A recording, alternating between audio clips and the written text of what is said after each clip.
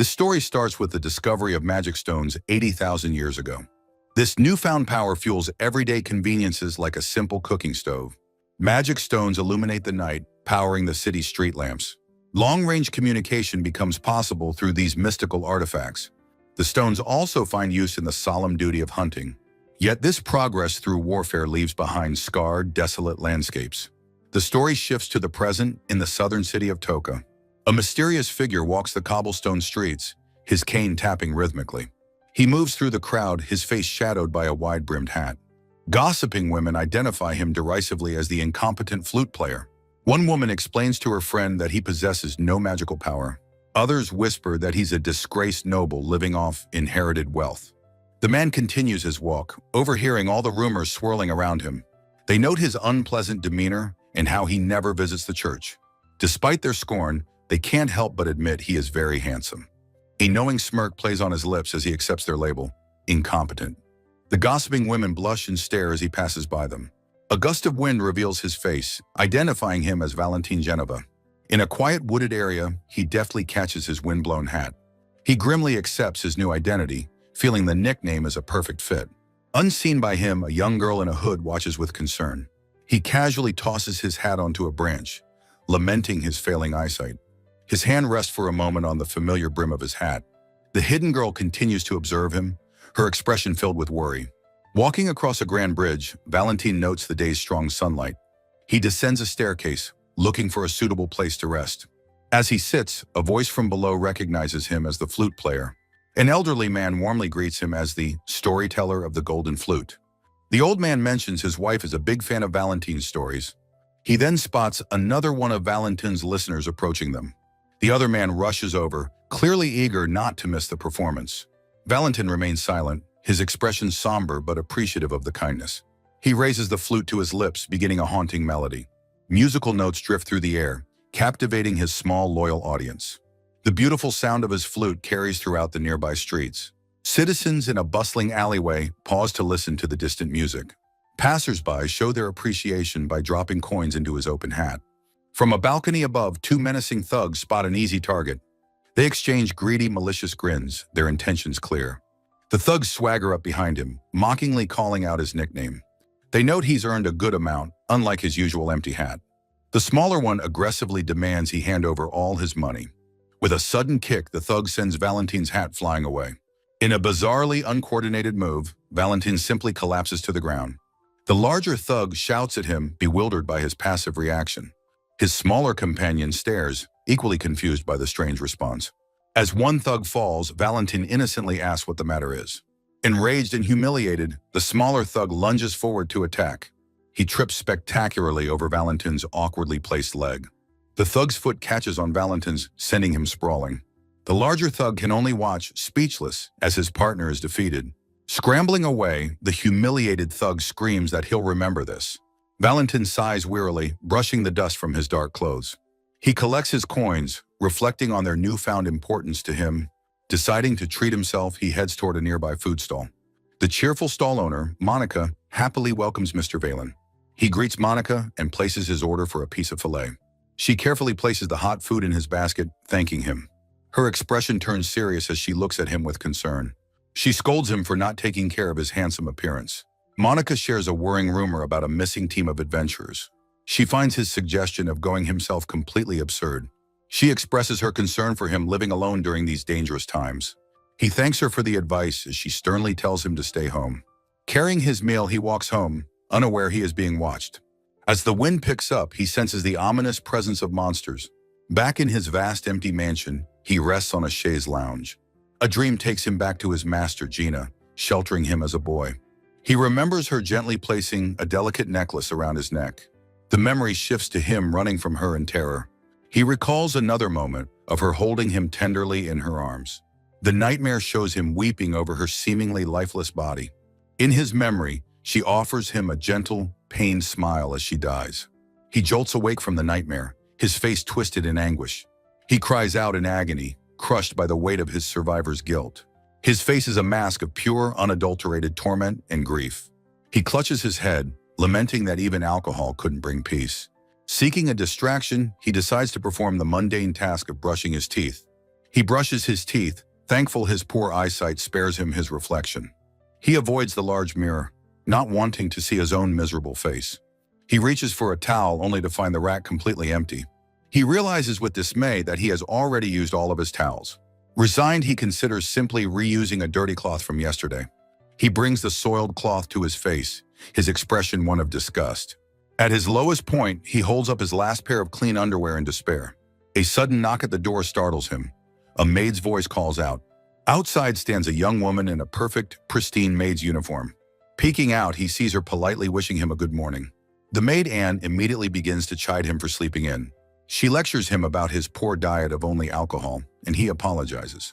She firmly instructs him to eat the proper meal she has purchased. Her demeanor changes entirely as she leans in with an intense gaze. She bizarrely offers him her fresh 19-year-old body. With a sparkling eye, she asks if he would like to partake. Horrified, he throws a cloth at her and demands that she leave.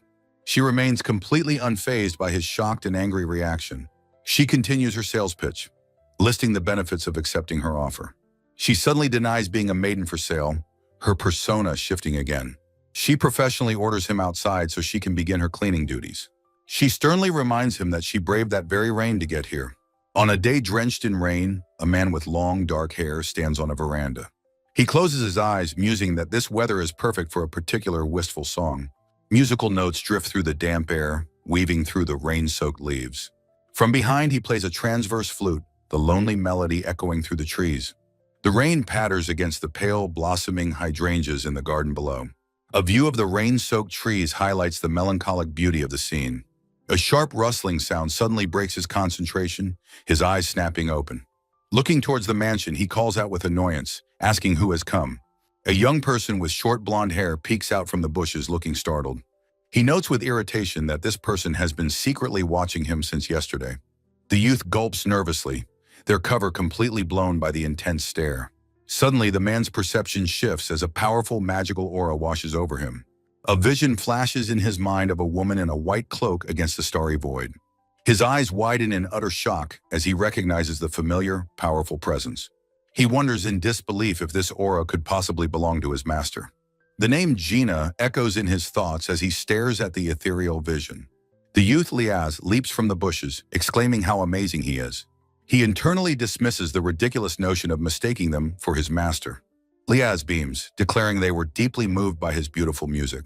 Kneeling formally, Liaz introduces himself and begs to be taken as his apprentice. He asks if they mean the flute, but Liaz clarifies their interest is in magic. He turns away dismissively, telling Liaz to go home, but they refuse to leave. Their confrontation is interrupted by a stern-looking maid demanding to know the cause. A group of maids suddenly swarms the shocked Liaz, grabbing and inverting them.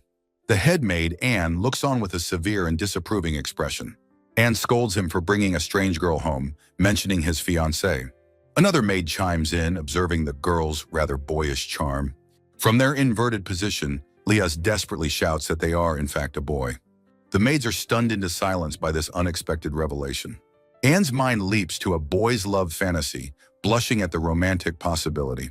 Recovering her composure, she apologizes sweetly for the misunderstanding. She gushes over how adorable Liaz is, insisting he can't possibly refuse them. With a sharp, definitive tone, he states he is not taking any apprentices. Liaz and Anne are both shocked by his firm, unwavering rejection. He adds cruelly that even a national prodigy would be told no. Liaz argues his powerful A-rank magic is desperately needed by the Empire. Anne again questions if he truly intends to let such a talent go. Unmoved, he tells Anne to escort the dejected youth to the city gates. In a final desperate gambit, Liaz shouts they were sent by Gina Geneva. The name stops him dead in his tracks, his calm composure shattering. He grabs Liaz by the collar, demanding to know what they just said. Liaz relays Gina's message about becoming his new reason to live. He demands proof that Liaz has actually met his master. A memory surfaces of the day his master vanished, believing she had died. He senses her unique magic, her scent, and her very essence from Liaz's pack. Liaz presents the large pack as the evidence he demanded. He realizes with a jolt that everything about her is impossibly contained within. A vision overwhelms him of wielding her treasured linked greatsword Geneva. He remembers the weapon, which he thought was lost forever with her. He whispers in utter disbelief, questioning if his master is truly alive. Trembling, he asks Liaz directly if she is really still living. Liz looks him in the eye and confirms it with a simple, certain yes. Leaning in closer, Liaz explains that Gina entrusted her very life to them. They bow once more, pleading to be taken on as Geneva's apprentice. Overcome with emotion, the maid Anne lets out a small, questioning sound. She promptly faints, her snacks scattering across the ground around her. She revives a moment later, her expression dazed and confused. Grabbing Liaz's leg, she wails hysterically about what they are doing to her. Liz cries out in pain and confusion from her surprisingly strong grip. Later, Anne calmly eats a snack while chiding Liaz for touching her rear. Lady, flustered, tries to explain as a weary Valen watches on. A piercing scream from the distance suddenly shatters the fragile peace. Liaz points toward the city, spotting smoke rising from the buildings. Valen's foot lands solidly on a wall, his expression turning serious. He launches himself into the air with incredible, superhuman speed. Liaz watches in awe, amazed by his incredible physical prowess. From a distant rooftop, Liaz sees the chaos and destruction unfolding. They worry aloud, thinking this is a very bad situation for Valentino. A giant troll rampages through the streets, sending citizens fleeing in terror. He shouts an order to Anne to have the damaged roof repaired later. Leaping away, he thinks this is a job far beyond mere adventurers. He had a premonition but was unable to sense the troll's magical flow. Clicking his tongue, he grits his teeth in frustration at his oversight. He blames the stalker Liaz, whose presence is clearly causing him trouble. Liaz's own immense magical power completely obscured the approaching threat. He worries that he can't even properly track the monsters now. Liaz suddenly appears behind him, startling him from his thoughts. Liaz confidently states that it normally takes 10 mages to defeat one troll. They declare their joint intention to protect the people of the city. The city streets are a scene of utter ruin and widespread destruction. A piece of meat on a cutting board lies amidst the rubble of a home. An elderly man's hand, covered in dirt and blood, is shown in close-up. He desperately tries to help his injured wife from the wreckage of their house. The massive troll looms over them as the man urges her to flee. The troll lets out a monstrous roar, its grotesque face filling the panel. A young woman, Monica, calls out to the monster in sheer terror. She screams desperately for her parents to get away from the beast. Her mother shouts back, telling her daughter Monica to save herself. The mother's selfless plea echoes as the troll's massive hand descends. The gnarled, shadowy hand fills the frame, about to crush the helpless couple. Monica's face is frozen in horror, the single word death on her lips. A sudden wave of force erupts, staggering the troll and stopping its attack. The impact shatters the ground around the point of contact. Valen stands as a shield, ordering Monica and Liaz not to move. The troll looks down in bewildered confusion as its arm begins to disintegrate. Its entire arm dissolves into nothingness with a strange fizzing sound. Liaz rushes forward, sword drawn, declaring that this creature is the boss. Valen stops them, ordering them to protect Monica instead of fighting. He closes his eyes, focusing his power to activate Ashwisa's dragon eye. A constellation-like pattern glows in his eye as his power surges to life. Amidst a blinding flash, a mage initiates a limited deployment of his Senkatai. His young knight companion watches, his face filled with awe at the display. The mage's dark cloak vanishes, replaced by a brilliant white and gold uniform. In his gloved hand, he holds a condensed sphere of crackling raw energy. The immense pressure from his aura begins to crack the ground beneath him. A close-up reveals the monster's massive foot charring from the intense magical pressure. Now fully transformed, the mage stands with an air of magnificent authority. The very earth shatters under the monster's foot from his powerful aura. He leaps effortlessly into the air, dodging the creature's crushing stomp. Gathering energy, he identifies the technique as Geneva-style flash magic. He floats alone against a sky filled with crackling lightning and celestial light. Unleashing the seven-star sword, he pierces the monster's head with a dark beam. Now wielding a blade of pure light, he stands against a starry, magical sky. With a final, determined swing, he brings the light sword down, shattering the ground. The monster's body dissolves into black smoke and embers before him. His transformation fades, and he reflects on the intense magic consumption of his attack. The brilliant white uniform dissipates like mist, revealing his dark cloak once more. He looks at his hand, knowing this power comes at a great cost. He accepts this consequence, a state of degeneration he knew would come. Liaz and the knight rush over, asking if everyone is all right after the light. The knight excitedly identifies the legendary mage, Valentino Geneva.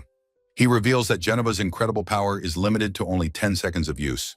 Liaz leans in close, teasingly telling a flustered Valen that it takes a girl to notice. A flashback shows Valen helping another rescued woman to her feet. He asks if she can stand, noting the lingering magical residue from his attack. The woman is surprised that her leg, which was injured, can now move. She nearly stumbles, amazed that her leg is working at all. She questions if Valen used healing magic, which she heard he couldn't use. He clarifies the healing was merely a side effect of the brilliant light. The respite is shattered as 3 more hulking monsters emerge from the rubble. A tactical diagram shows that a 12-mage squad is needed for such a foe. With no Imperial Army reinforcements, their situation seems hopeless. Just as Valen prepares to fight, the young knight steps forward to intervene. The knight confidently declares he will not be a liability in close combat. He recalls hearing that Valen can only fight for 10 seconds at a time. Calculating the time, he states Valen only has 7 seconds of power left. The knight tells Valen to leave it to him and charges toward the monsters. Valen watches in shock as the knight is enveloped in a familiar magical glow. He shouts for the charging knight to wait, but it is too late. Valen's eyes widen in disbelief at the sight of the knight's power. The color of the magic is the same as his own when he uses his ultimate power. A memory of a starry constellation flashes through his mind as realization dawns. The knight cries out the same incantations, deploying his own Senkatai. He is now clad in his own version of the ornate, magical armor. Valen is left utterly speechless, thinking this turn of events is impossible. A close-up shows the knight's eye glowing with the power of his transformation. The narration explains the secret art of Geneva-style flash magic. It is the divine essence of the style, a power few can master. The technique weaves an invincible body from magic, nullifying physical attacks. The knight's face is a mask of fierce determination as his power crackles. Valen can only watch, stunned, questioning if the boy has truly mastered it. The knight launches himself forward like a comet, leaving a trail of light. A monster looks up, its simple mind barely registering the descending threat. With a fierce battle cry, the knight prepares to strike his foe. He brings his twin blades down in a devastating arc, cleaving the monster in two. A nearby monster recoils in shock at the overwhelming display of power. The blonde warrior, Valentine, unleashes a torrent of energy from her greatsword. The concussive blast shatters the ground, sending her opponent flying. Her attack rips through the air, demonstrating her immense raw power. The cloaked man, Valentino, is sent tumbling backward from the shockwave. He gasps for air, stunned by the force of her attack. Watching the fight, Valentino is shocked by the sheer power of her strikes. He clenches his fist, marveling at her incredible strength. He questions if this powerful warrior is truly an amateur. He recalls the fundamentals of combat, with swordsmen in front and mages in back. He concludes she is just a superhuman swinging a sword, wasting her potential. 2 ape-like monsters, wreathed in dark energy, attack her relentlessly. Her powerful swings lack precision, failing to land a decisive blow. One of her attacks seems to pass harmlessly through a creature's shadowy form. She brings her sword down again, but the results are underwhelming. Valentino seethes internally, calling her a wasteful fool for her squandered talent. A flicker of understanding crosses his face as a memory surfaces. He finally understands why his master, Gina, entrusted this girl with the weapon. A new threat emerges, a massive bird-like monster glowing with an ethereal light. Seeing her hesitate, Valentino decides to intervene, activating his dragon eye. A countdown appears in his vision, showing only 7 seconds of power remaining. He tells another companion to move as she sees fit, preparing to assist. He unleashes a swarm of glowing, ethereal hawks to disrupt the enemy. The scene shifts to a later time, with the action having concluded. Valentino walks alone through a bustling town square, his thoughts elsewhere. He moves with a detached, solitary purpose through the lively market. He approaches his large, stately mansion in the distance. Small, blonde-haired boy, Liaz, asks how long he will be followed. Liaz beams, cheerfully declaring he will follow until accepted as a disciple. Valentino's patience snaps, and he flatly states he is not taking on disciples. Elsewhere, Valentine recounts Valentino's heroism in the town of Torca. In a forest clearing, she asks if his refusal is because she follows Geneva. At the name, Valentino's demeanor turns dark and menacing. He unleashes an immense pressure that paralyzes Liaz with fear. Liaz's legs tremble uncontrollably, rooted to the spot by sheer terror. Valentine stands firm, declaring she has come this far to be his disciple. She insists she must prove that she, Valentine, is a disciple of Geneva. She asks him to acknowledge her if she is able to win against him. Valentino coolly holds up 3 fingers, giving her 3 seconds to attack. The two face each other across the clearing, the difference in their power vast. Valentine plans to strike with overwhelming speed, closing the distance instantly. As a leaf falls, they both activate their powers for a coordinated assault. The leaf gently touches the ground, marking the start of the duel. Valentino's eyes gleam with a cruel, confident smirk as he prepares his counter. A close-up on Valen's eye, glowing with power as he raises his flute. Valentine's eyes widen in absolute shock, realizing she has been completely deceived. Her opponent, Valentino, finds her telegraphed attack far too obvious to be a threat. With a subtle feint of his flute, he effortlessly guides her line of sight. A cruel, confident smirk spreads across Valentino's face as his trap is sprung. Her massive greatsword slices through empty air, her powerful stance breaking completely.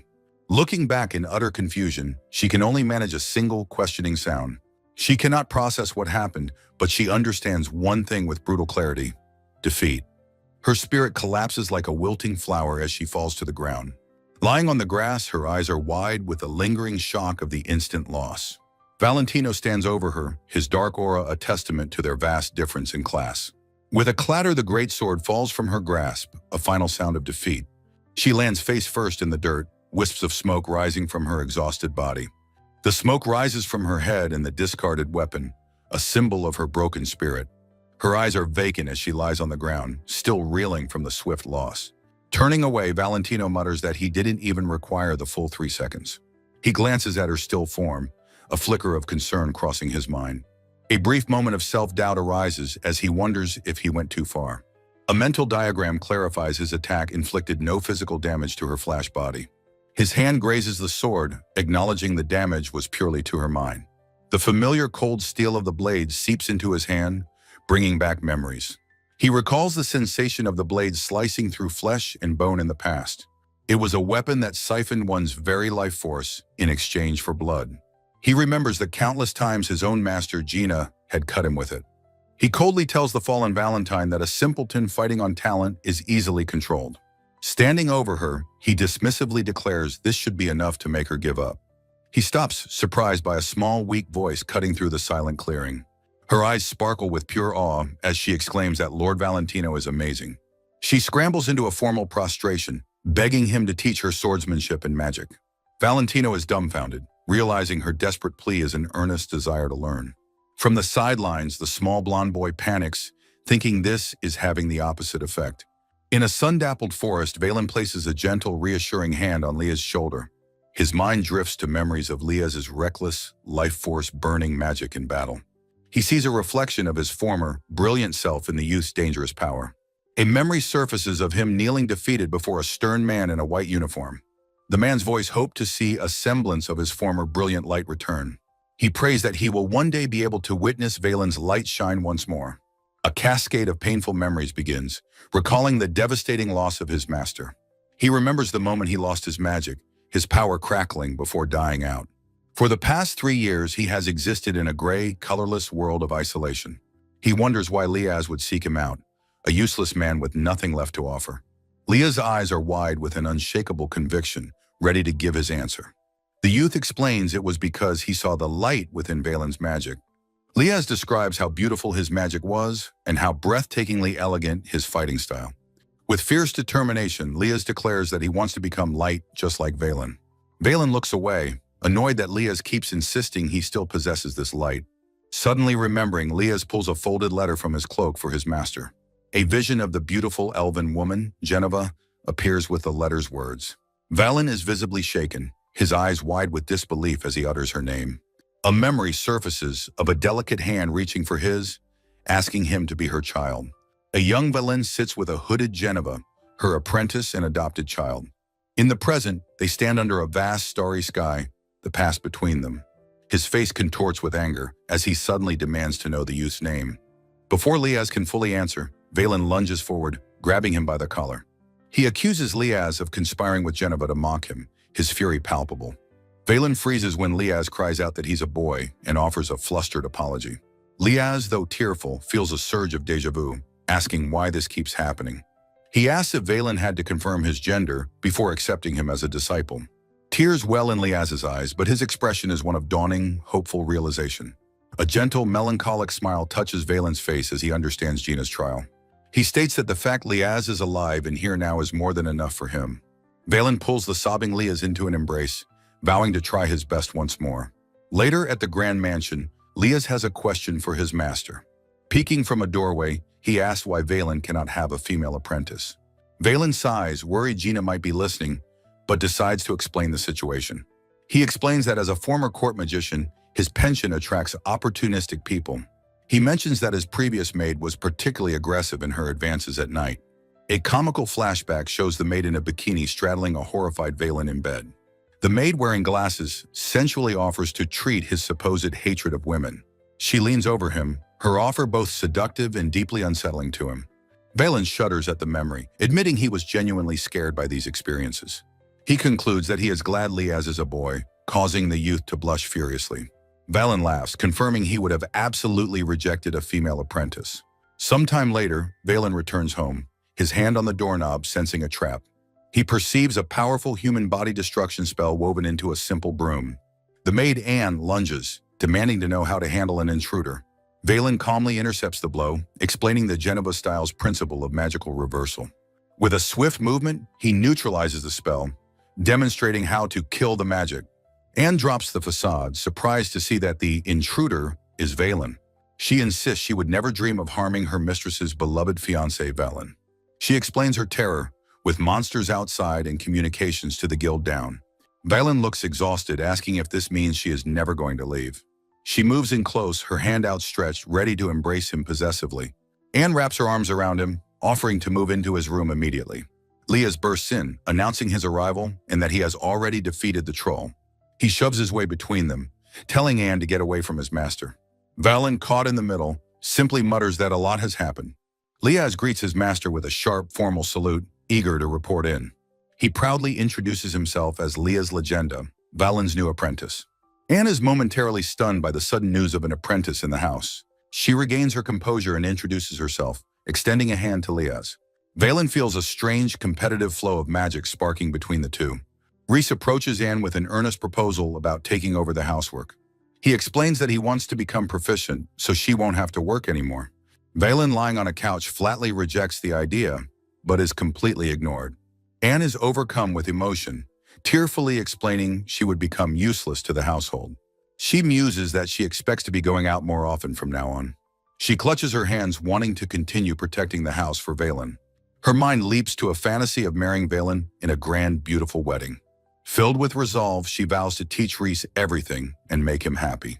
A weary Valen thanks her, completely confused by her sudden talk of happiness. With a sudden burst of energy, Valen declares his newfound motivation to his apprentice, Rhys.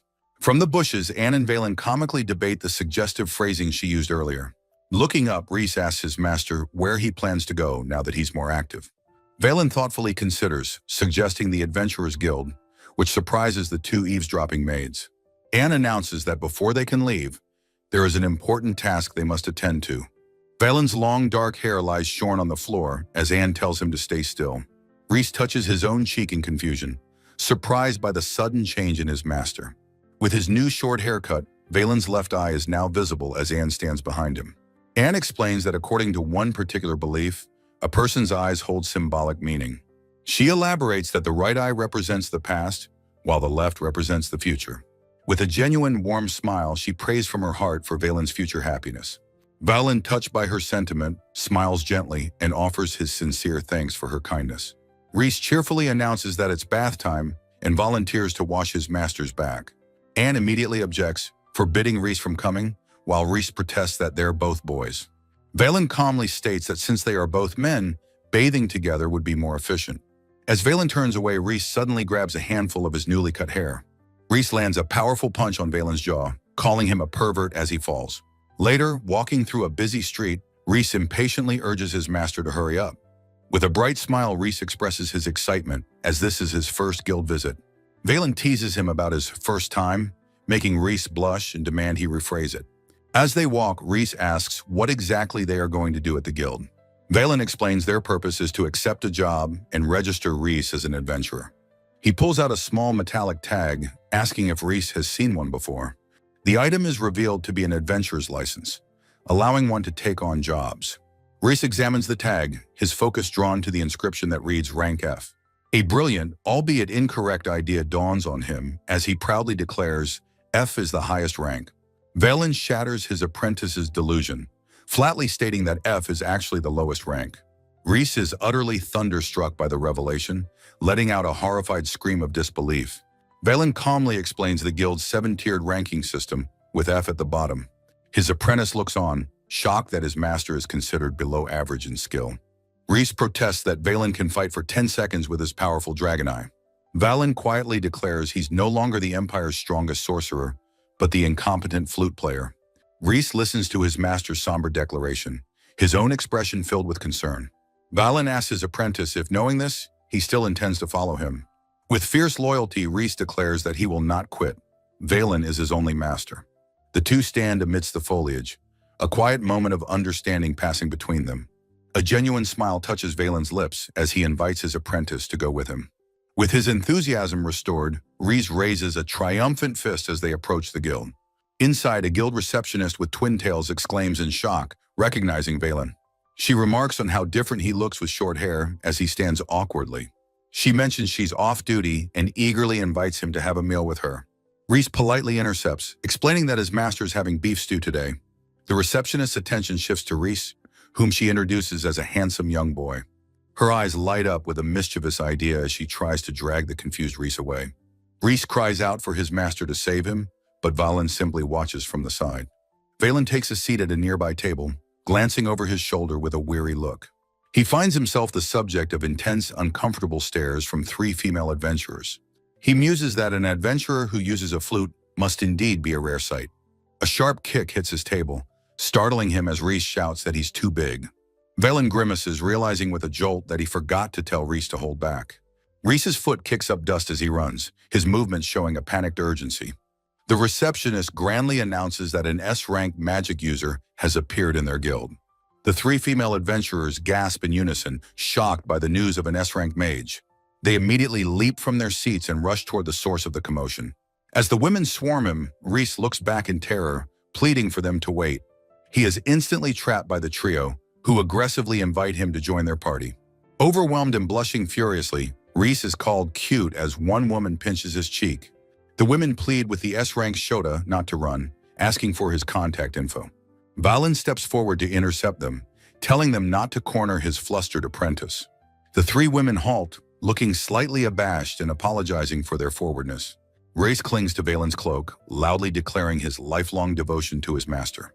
One of the female adventurers looks on, her eyes wide with shock at the declaration.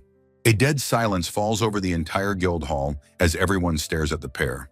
Valen holds up a hand, desperately trying to explain that it's all a misunderstanding. Whispers erupt, with onlookers assuming the flutist has deceived the poor, handsome boy. Mortified, Valen shouts that they're wrong, his face flushed with panicked sweat. He grabs Reese and makes a frantic break for the exit, fleeing the dangerous situation. They are seen from above, walking through the town's quiet streets after their escape. Leah walks beside Valen, fuming over the awful things people said about their master. Valen, dejected, wonders aloud if he's truly seen as some sort of child kidnapper. Leah immediately refutes the notion, insisting they are not a child and he's no kidnapper. Valen lets out a long, soul-crushing sigh, clearly wounded by the harsh accusations. Leah glances over, a look of concern replacing their anger as they address their master. They ask if their master is perhaps more mentally fragile than he appears to be. Leah reflects that if he were truly strong, he wouldn't have lived as a shut-in. Valen has a complete mental breakdown, sobbing that he's just a disciple. At the mansion, he wails that the world is wrong as Anne asks what happened. Anne tries to cheer him up, offering his favorite beef stew to soothe his mood. She leans in with a seductive smile, adding that there is something else for him. Valen looks up from the table, his eyes questioning her mysterious offer. In a romantic fantasy, Anne cradles his head, offering him some special meat. Leah enters the room, their eyes wide with shock at the scene before them. In reality, Valen is grabbing Anne's chest, and she looks equally surprised. Valen's face is beet red with a mixture of intoxication and embarrassment. Anne finds the situation amusing, a small knowing smile on her blushing face. She thinks to herself how adorable Valen is when he's flustered and red-faced.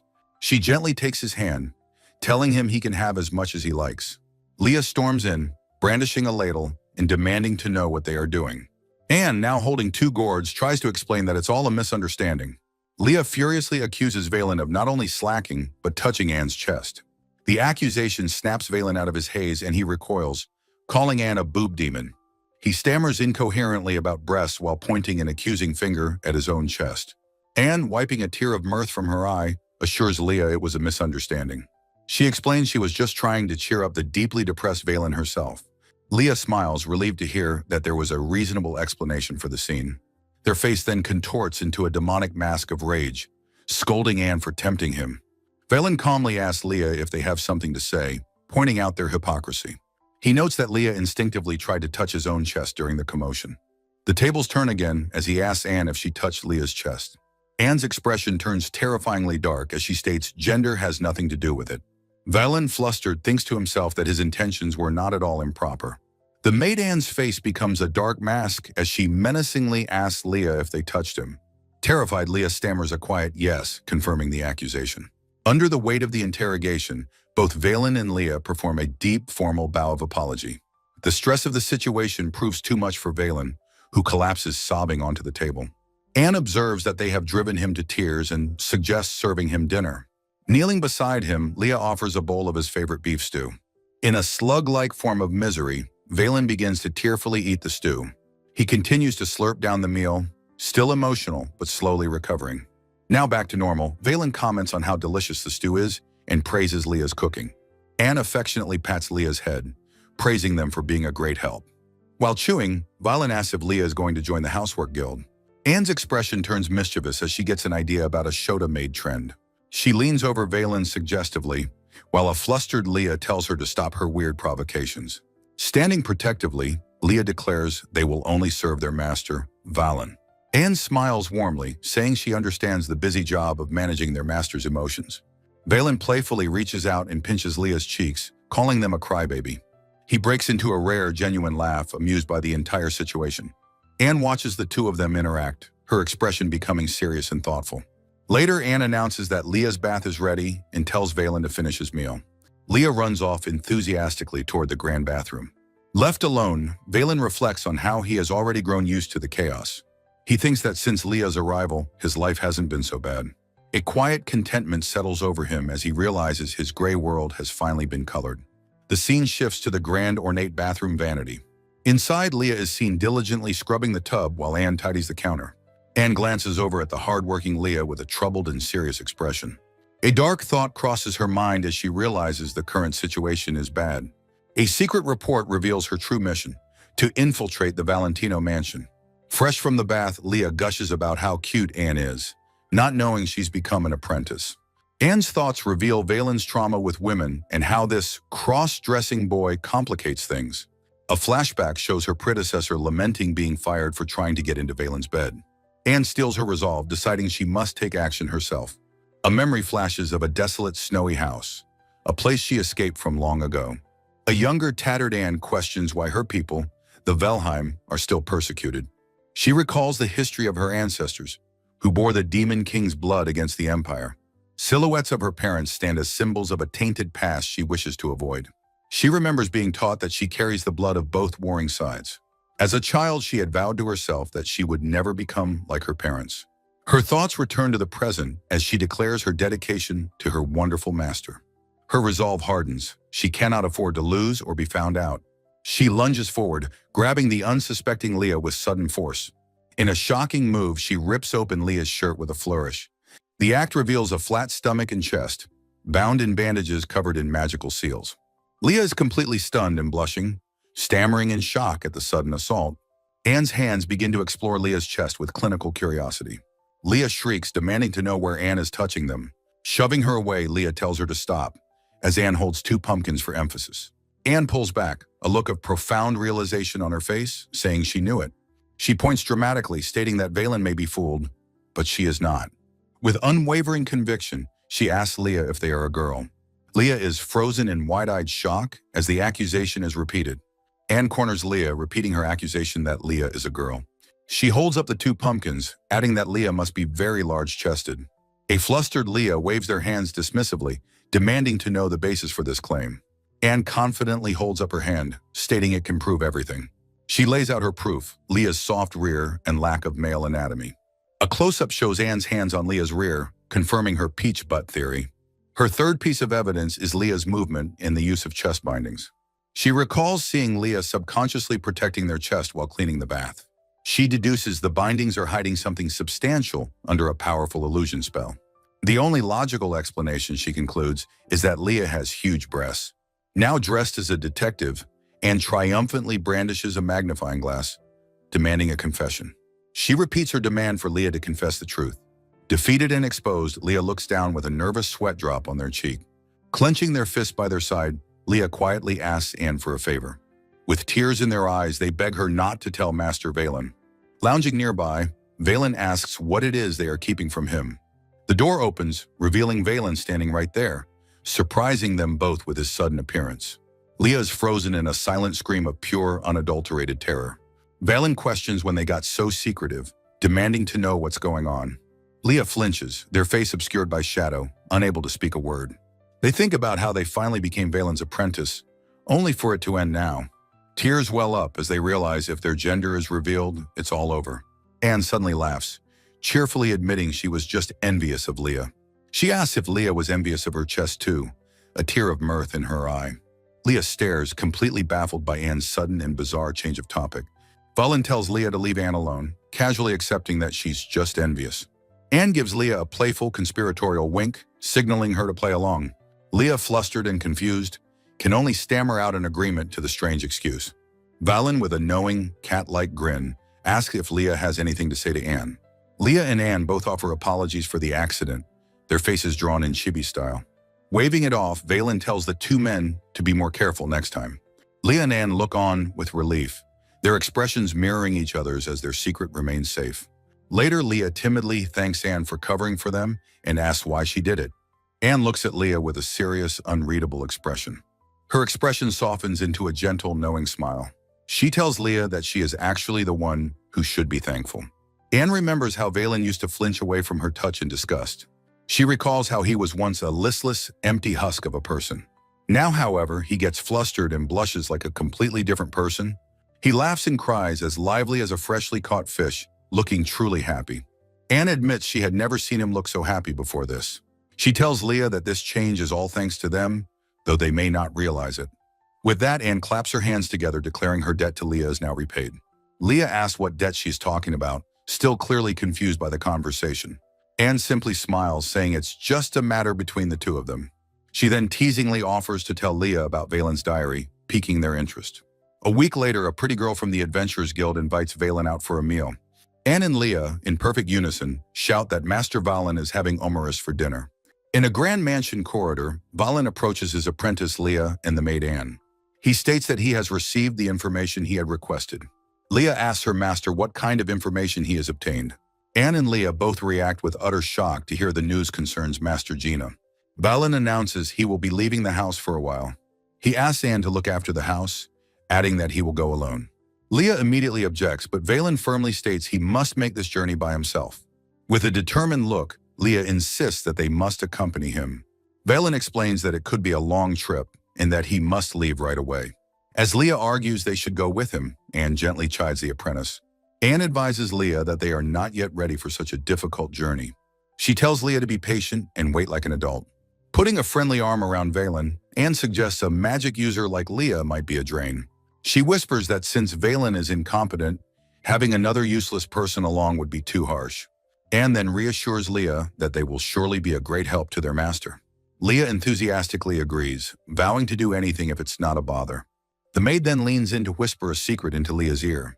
Leah is horrified to learn that Valen is all alone, with no friends, wife, or children. A shocked Valen demands to know how she could possibly know such personal details. Leah dramatically describes Valen's life as one of regret, simply waiting for death. Valen begs them to stop as Leah continues their theatrical, pained description.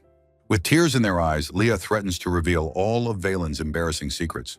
The blackmail includes wiping his face with a towel and even groping his chest. Utterly defeated, Valen clutches his head and shouts that he will take them along. Leah celebrates their victory with a triumphant cry as Anne applauds. In a corner, Valen sulks, completely crushed by the humiliation. At the mansion's exit, Valen and Leah prepare to leave, bidding Anne farewell. Anne observes them, thinking of Valentino-sama and Liaris-sama as they depart. She offers a prayer for the divine protection of the goddess Pleiades on their journey. The journey to find Master Gina begins. with Valen oblivious to Leah's true identity. Leah eagerly tells their master it's time to go, and he agrees with a smile. In a hot spring, Valen addresses Leah, pointing out their body. Leah cries, wishing for it to end quickly, feeling it's too soon. The new chapter begins with Leah crying in the hot spring, wondering why this is happening. Valen calmly asks Leah why they are crying in the bath. He reasons that, since they are both men, there's nothing to be embarrassed about. Valen then blushes, wondering if his comment about Leah being big was suggestive. His words leave Leah deeply flustered and embarrassed, covering their face. Leah internally admits that while he's different from their master, this is not pleasant. Seeing their discomfort, Valen offers a kind solution to help them. If Leah hates being seen, he suggests they walk behind him. Touched by his gentle consideration, Leah's face lights up with adoration. As Leah takes his outstretched hand, they agree to his thoughtful plan. Suddenly, Leah slips on the wet stone floor and falls forward into Valen. The two crash into each other, with Leah apologizing for their clumsiness. Valen remarks that he felt something incredibly soft and warm during the fall. Leah, in a panic, quickly lies and claims it was a sponge. Valen questions the sponge, giving Leah's lie an opening. Leah confirms it was a sponge they bought at the reception desk. Valen is relieved, saying Leah's bluntness helped, and he's glad to rely on them. Leah quickly suggests they move to the washing area, which Valen agrees to. Kneeling behind Valen, Leah gets ready to wash his back. Leah asks if the water temperature is okay, and Valen thanks them. Valen says that since Leah bought it, he has a request for them. He asks if they can use that sponge, sending Leah into a flustered panic. He recalls how wonderfully soft and smooth it felt against his skin. Leah panics, realizing the only sponge is their chest, but reluctantly agrees. They nervously glance around, confirming that the bath is empty. Thinking that they can't keep him waiting, Leah resolves to go through with it. Grasping a bar of soap, Leah decides now is the only time. With suds covering their chest, Leah steels himself, repeating, "I am a sponge." As Leah presses against his back, Valen sighs that it feels good. A nearby cat thinks that the sponges in this onsen city are different. Valen asks Leah to wash his front next since they're so good at it. Leah finally snaps, calling him a perverted master and telling him to stop. Later, the two are soaking peacefully in the large outdoor bath. Leah sinks into the water, letting out a long, defeated sigh. Valen comments on how wonderful the hot spring is, easing his headache. An old man joins them, asking if they are close siblings. Valen corrects him, explaining that Leah is his apprentice. The old man is surprised, then greets the apprentice with interest. He reacts with a shocked and blushing expression to something he sees. Valen and Leah look confused by the old man's sudden reaction. The old man praises Leah's magnificent assets, saying their future is bright. As Leah stands up mortified, Valen asks if their chest is really that big. The old man confirms with a gesture that it's almost twice its normal size. Horrified, Valen questions Leah about the state of their body.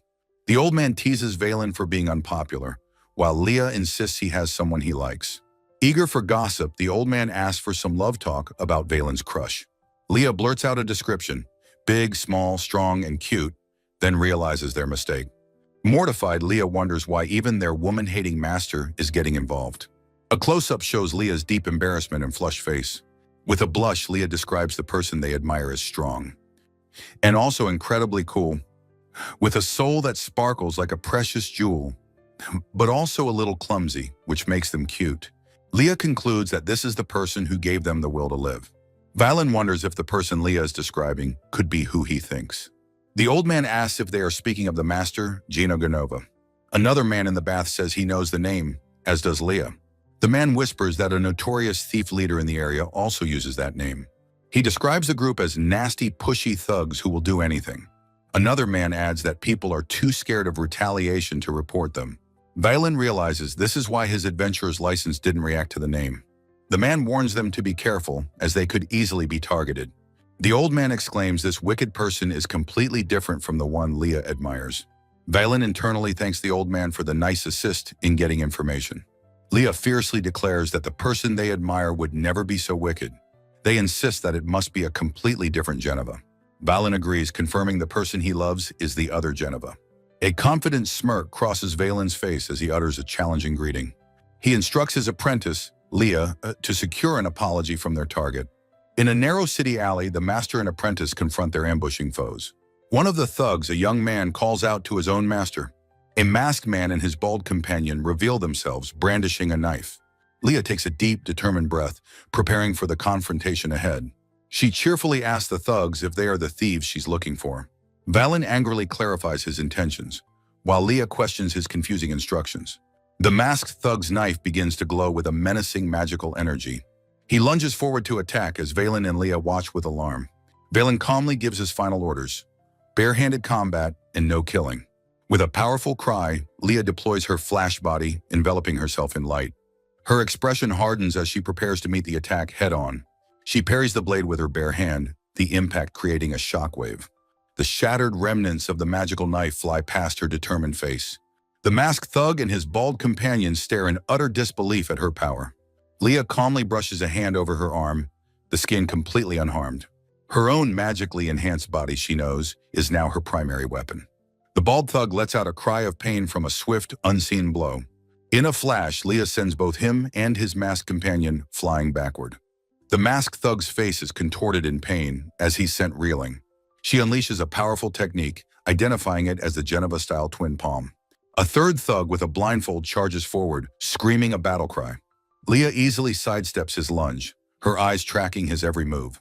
She catches his curved blade between her fingers, stopping the attack instantly. A fourth thug, a young man, unleashes a jagged ice spike spell. The powerful magical projectile hurtles directly towards Leah's head. It shatters harmlessly against her forehead, leaving her completely unfazed. The young magic user gasps in shock at the futility of his attack. Leah counters with a swift, open palm strike, crying out as she attacks. The magic user is sent sliding across the ground, defeated in an instant. Leah and Valen stand amidst the unconscious bodies of all the defeated thugs. She brings a gloved hand to her mouth, letting out a satisfied sigh. The shimmering aura around Leah fades as Valen tells her she did well. He gently pats her head, praising her excellent magical control and diligence. Valen marvels at her progress, noting her form is stable after just days. Overwhelmed with happiness, Leah blushes, thinking he is a fearsome disciple. The scene shifts, showing a memory of their training in a dungeon. They stand before the dark, gaping maw of a cave in a forest. Leah asks her master about the forms of their fighting style. Valen explains that the Genovian style has forms she has yet to learn. He recalls her brute force approach against the troll in the city of Tolka. That method, he knew, would be useless against smaller, more agile foes. He stresses that all martial arts are built on a foundation of basic forms. Wielding a treasured weapon without mastering the basics is a waste of potential. Leah is exhausted from the training, slumping over as Valen watches. He praises her for substituting magic for strength better than he expected. With a blush of excitement, Leah earnestly begs her master to teach her. The training progresses under a bright cloud-filled sky. The days pass as they continue their rigorous practice together. Leah is bent over, panting from exhaustion, as Valen declares she's ready. He announces that with the basics learned, the next step is real combat. He explains why they left the city and ventured into this forest. The answer, he declares, pointing a finger, is inside the nearby cave. He reveals he accepted a monster subjugation request from the guild for this. Leah peers into the cave, noting how narrow and deep it appears. She worries about her greatsword getting stuck, but he dismisses her concern. He taps his staff, explaining a powerful ley line flows beneath them. Leah realizes the dungeon itself is like a living creature of magic. She asks what kind of monster awaits them, perfect for her current level. In the deep darkness ahead, dozens of malevolent eyes suddenly glow. A new chapter of their practical training inside the dungeon begins. At a fork in the path, Valen presents Leah with a simple choice. He stops her from opening a chest, warning her it's a mimic. Leah continues deeper into the cave, her expression growing more confused. She finds herself at a dead end, wondering where they went wrong. She thinks back, realizing they haven't encountered a single trap yet. As she wonders if they took a wrong turn, a goblin drops from above. She calls out to her master, her focus now on the new threat. A whole horde of goblins swarms out from the shadows, surprising her. Panicked, she cries out the monster's name, jumping back in alarm. She fumbles to deploy her Senkatai as Valen calmly watches nearby. He tells her to calm down, his voice steady amidst the chaos. Leah looks at her master, his words a lifeline in her moment of panic. He reminds her that controlling her mind is a crucial part of training. Taking a deep breath, Leah deploys her power, gritting her teeth. She lunges forward, throwing a powerful, magically enhanced punch. With a fierce cry, she sends a goblin flying with a sweeping strike. Another powerful blow smashes a goblin against the hard rock wall. From a ledge above, Valen calmly observes the unfolding battle. He notes that while goblins are weak, their numbers are overwhelming her. Leah shouts for her master as she struggles against the sheer volume of foes. He tells her to stop relying on her greatsword and remember her purpose. He reminds her of the fundamental Genovian forms he just taught her.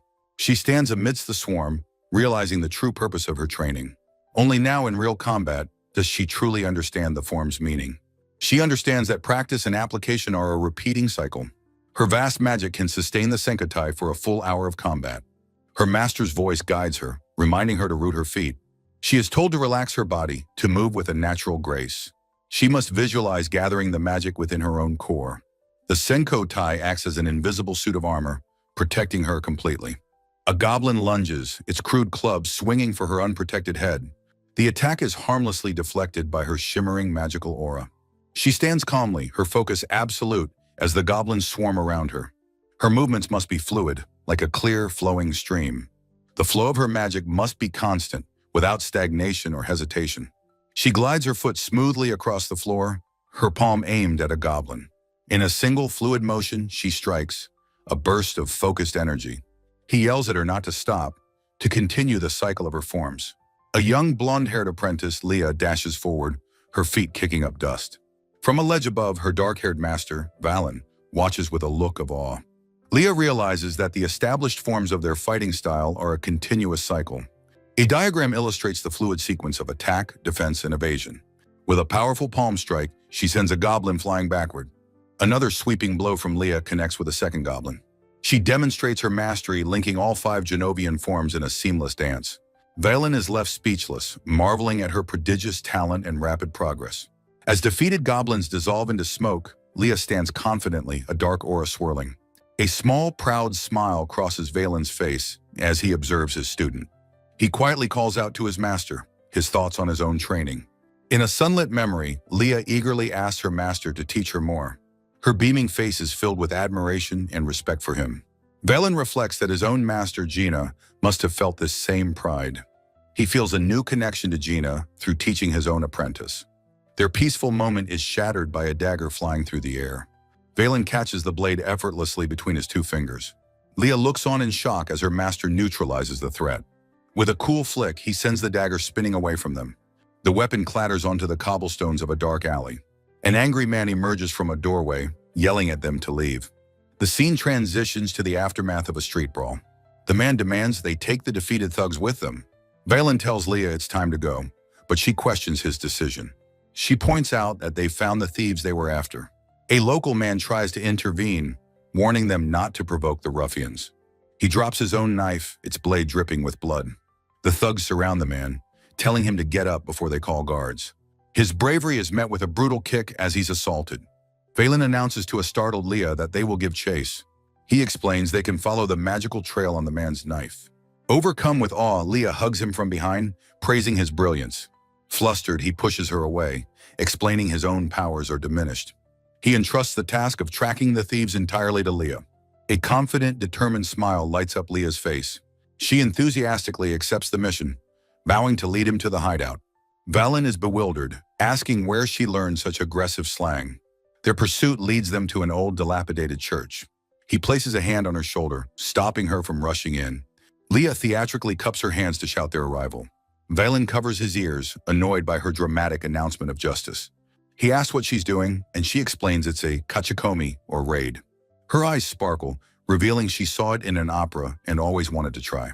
He deadpans, questioning what world has an opera about gang raids. The 2 of them stand together, observing the scene before them. Inside, the decrepit church is filled with rough-looking men. The thugs lounge on the pews, drinking from heavy steins.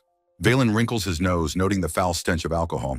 His perception reveals dozens of men, some with magic-infused items. A masked, hooded man approaches them from the shadows. Valen calmly asks if a person named Geneva is present. The masked man smirks, intrigued by their request.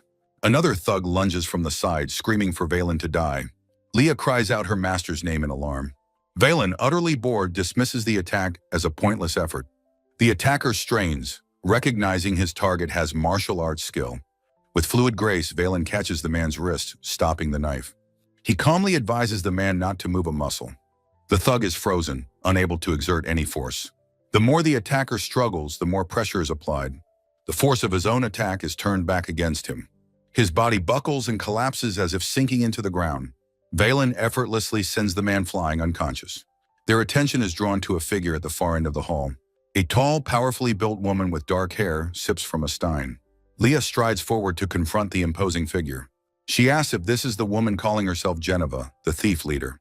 Geneva looks up, her expression one of annoyed arrogance. Her lips curl into a smirk as she asks, "What if she is?" Leah's expression intensifies, commanding her to stop at once. She declares that Geneva is not some tool for lowly thugs to use. The entire room falls silent, stunned by Leah's bizarre outburst. Geneva lets out a contemptuous laugh at the strange declaration. Snapping out of her shock, she snarls at the brat to shut up. Leah's eyes glow, and she quietly calls out to her master. From the background, Valen quietly cautions Leah not to go too far. Geneva hurls her heavy stain directly at Leah's head. The woman lunges with a knife, complementing Leah's spirit and reflexes. Leah counters with a crackling ball of energy in her palm. Geneva scoffs, declaring the attack useless against her. Leah can't follow her opponent's blinding speed. Geneva's hand strikes Leah's chest with immense force. The impact sends Leah flying backward into a wooden pillar. She slams hard against the pillar, the wood splintering.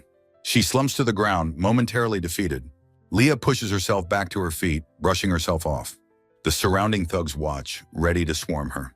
With defiant bravado, she challenges the underlings to come at her. The scene blurs into a chaotic depiction of battle. The entire church rumbles as if struck by an earthquake. Valen now stands beside Leah, patting her head and praising her effort. On the floor, Geneva sees in fury and disbelief. She demands to know how they knew she was from the demon race. Valen calmly acknowledges her question about the demon race. Enraged, Geneva confirms it, mentioning the legend of the demon Lord of Argent. Her eyes burn with fanatical hatred as she declares she is its descendant. Valen murmurs that it's been a long time since he's heard those words. A flashback shows the old Argent kingdom on Whaley Island. It waged a hopeless war against the Gloria Empire and was exterminated. Geneva laughs triumphantly, revealing a single princess survived the purge.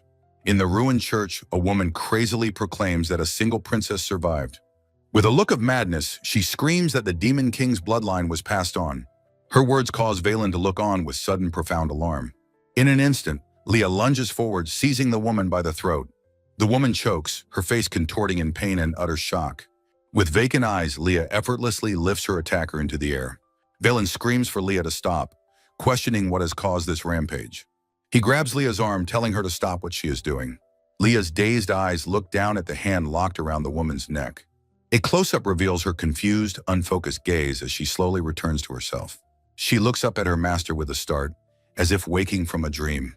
Valen pulls her hand away, and she can only offer a weak apology. She asks what just happened, her body still buzzing from the strange transformation. Valen's expression is grim as he analyzes the situation. Standing over the unconscious figure, Leah wonders what caused the sudden collapse.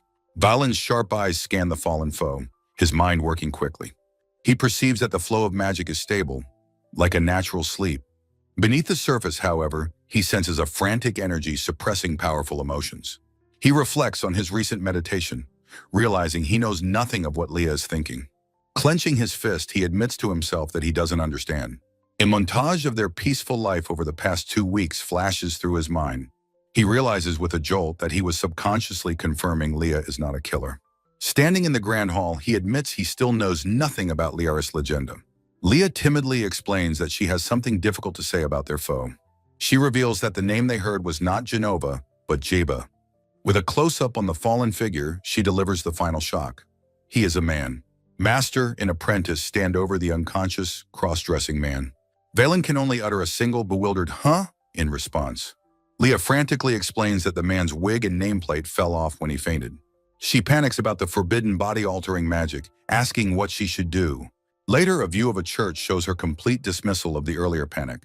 The sun shines brightly in a clear sky, signaling a new day. The scene settles on the quiet, timber-framed inn where they are staying. Inside their room, Leah apologizes for her outburst as Valen admits his exhaustion. She cheerfully summarizes that their target was the man of Jeba, a letdown.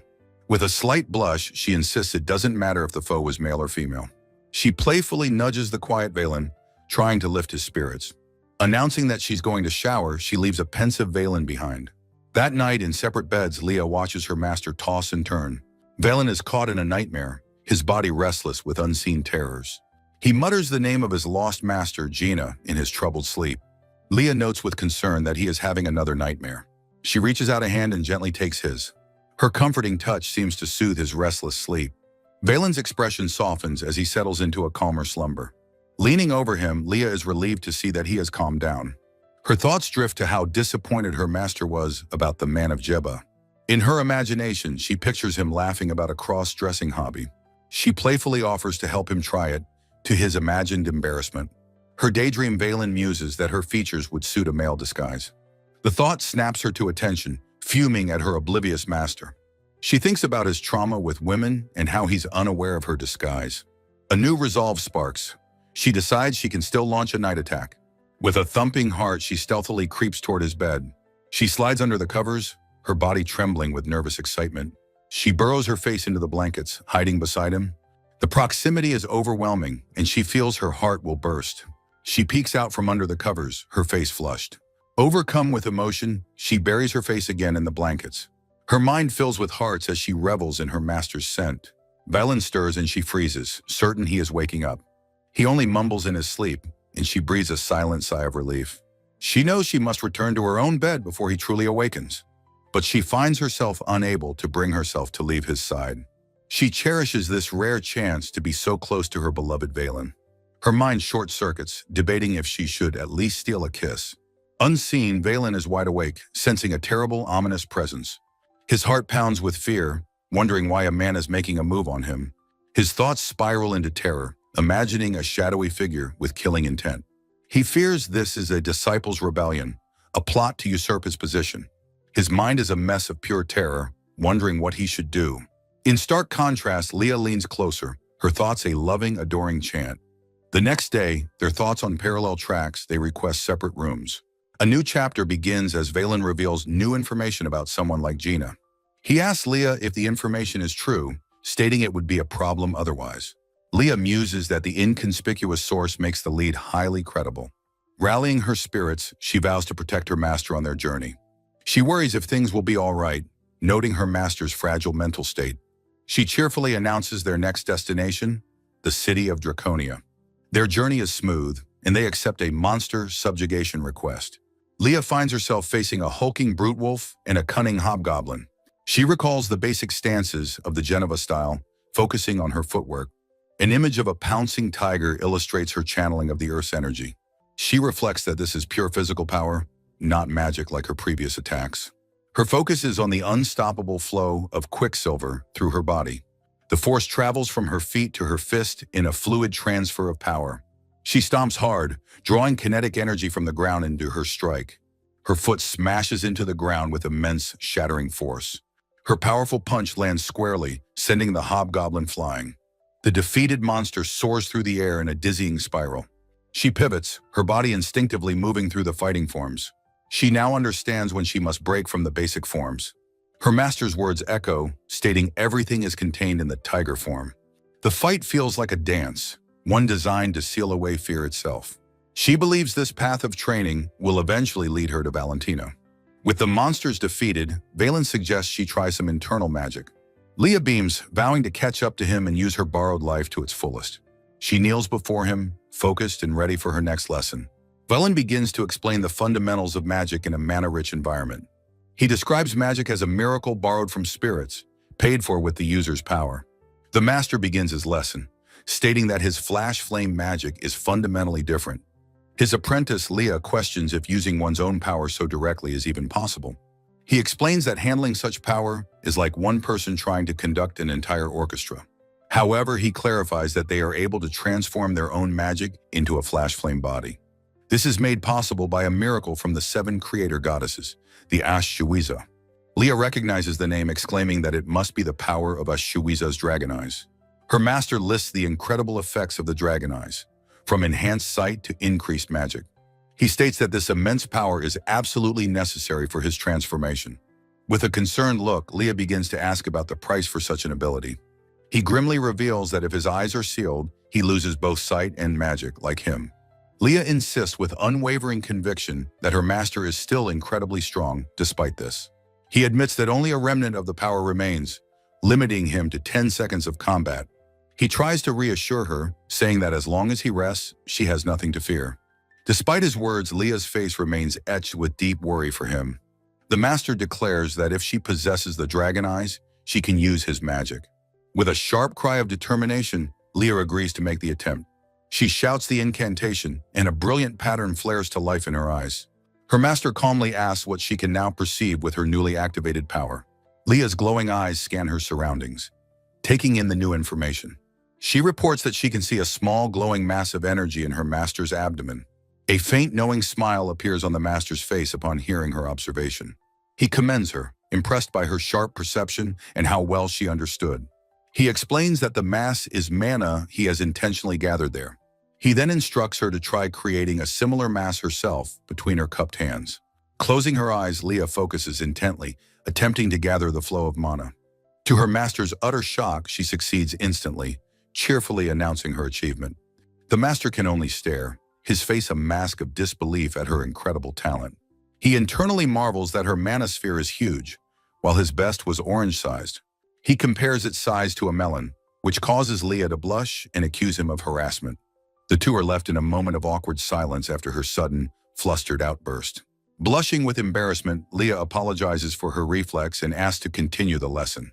The master, wiping a bead of sweat, agrees to move on to the next part of the training. He instructs her to use the mana to create stone swords, asking if she recalls the chant. Kneeling on the ground, she chants, calling upon the earth spirits to lend her their power. The ground begins to crack and rumble as she draws the immense magical energy upwards. Her previous training in the Geneva style instinctively guides her movements and form. Two large, rough-hewn stone swords erupt from the earth, which she grasps firmly. Her master observes with surprise that she has specifically created short swords. He recalls how her training taught her to instinctively sense the optimal weapon length for her body. He thinks to himself that he hadn't expected her awareness to be so advanced already.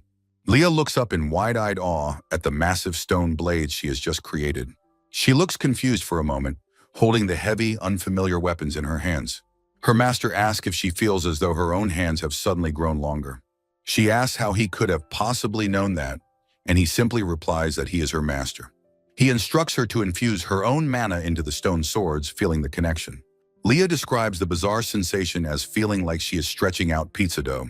The master groans internally, remembering it took him a full year of training to reach this stage. He pauses for a moment, rethinking his entire approach to teaching this prodigious student. He recalls that she has already mastered techniques that took him 2 years to learn. He tells her to forget the pizza image and instead use her own visualization of power flow. Leah eagerly agrees, promising to find her own way, inspired by his precise guidance. He muses that the image for mana manipulation is unique to each person. His was heated iron.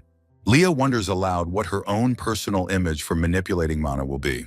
A powerful symbolic image links Leah, her master, and his own master, Gina, with the word Quicksilver.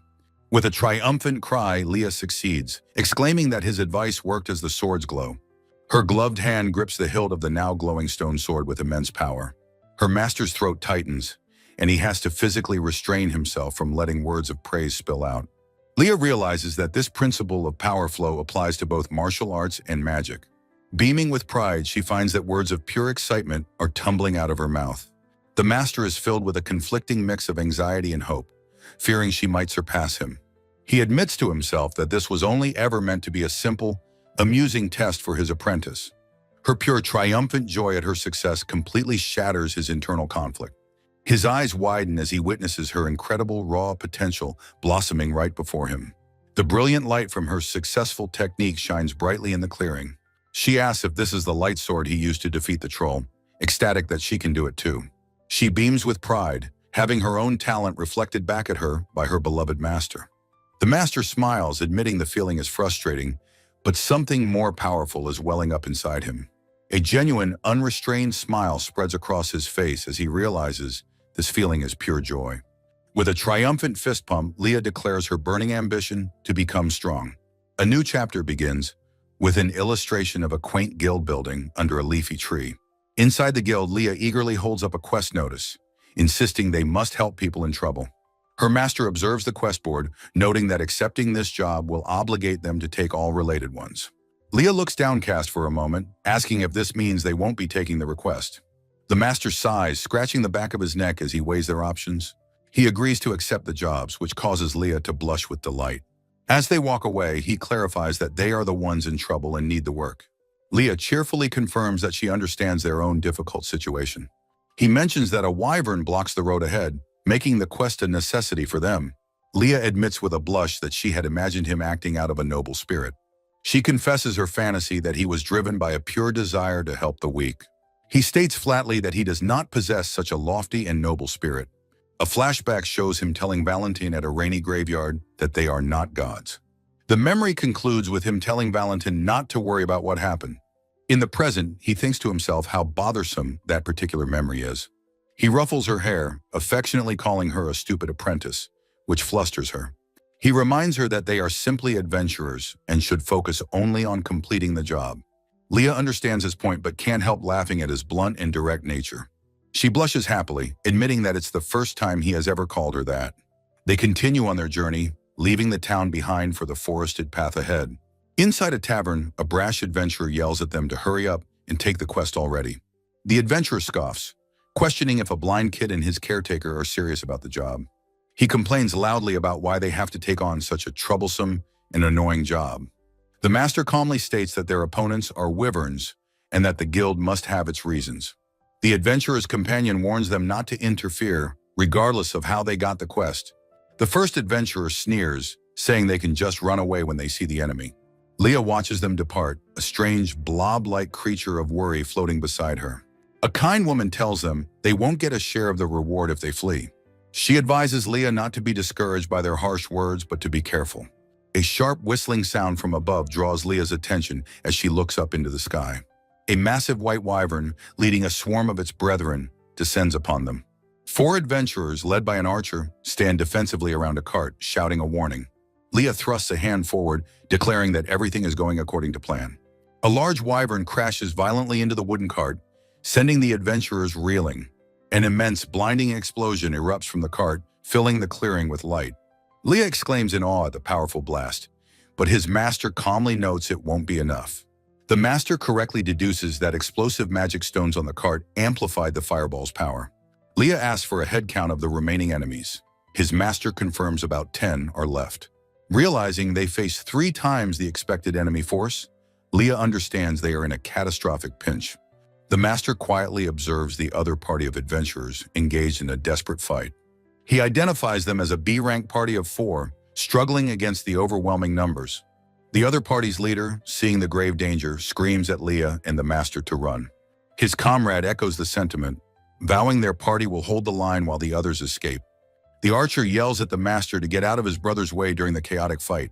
Leah, preparing his own magic, urges his master to flee and report the new threat. Turning to his master for a decision, Leah asks what they should do in this dire situation. The master calmly stands, asking Leah what he himself will do next. He reveals his ornate black flute, stating his intention to shoot down the wyverns. With his eye glowing, he announces the activation and deployment of his gleaming body. A massive, taloned wyvern foot descends upon a fallen female mage from the other party. The woman stares up in wide-eyed terror as the razor-sharp claws are about to strike. A blur of dark energy, shaped like a boot, streaks through the air toward the beast. With a thunderous impact, the white wyvern's head explodes in a gruesome spray of blood. The headless wyvern slumps as another plummets from the sky, its wings limp. The mysterious projectile is shown to be a boot-shaped blast of energy, trailing musical notes. The mage watches in disbelief as the projectile streaks past the falling wyvern. Another wyvern is struck by a similar blast, its head obliterated by the musical attack. The dark concussive force tears through the beast's neck with devastating power. A separate dark sphere of energy slams into another wyvern, obliterating it on impact. Yet another wyvern is struck down from above by the strange, music-infused projectiles. A surviving wyvern screeches in the sky, surrounded by its falling brethren. A swirling ball of dark musical energy homes in on its next airborne target. Leah soars through the chaos, acting as a conduit for the master's devastating aerial assault. Musical notes drift through the air as the last of the projectiles find their marks. The sky is filled with the streaks of the master's powerful music-infused magic. A member of the other party stammers in disbelief, having never seen such magic before. The master lowers his flute, his expression grim as he notes that his time is up. He looks up at the remaining wyverns, disappointed he couldn't eliminate more of them. The master, in his powered-up form, plays his flute as another adventurer questions the magic.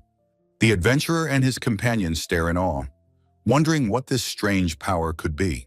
As a wyvern attacks, Leah shouts a warning to his master, while another yells in alarm.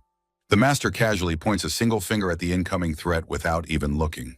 A swirling vortex of wind and shadow forms, instantly snuffing out an approaching fireball. Leah asks what that technique was, and her master casually explains its principle.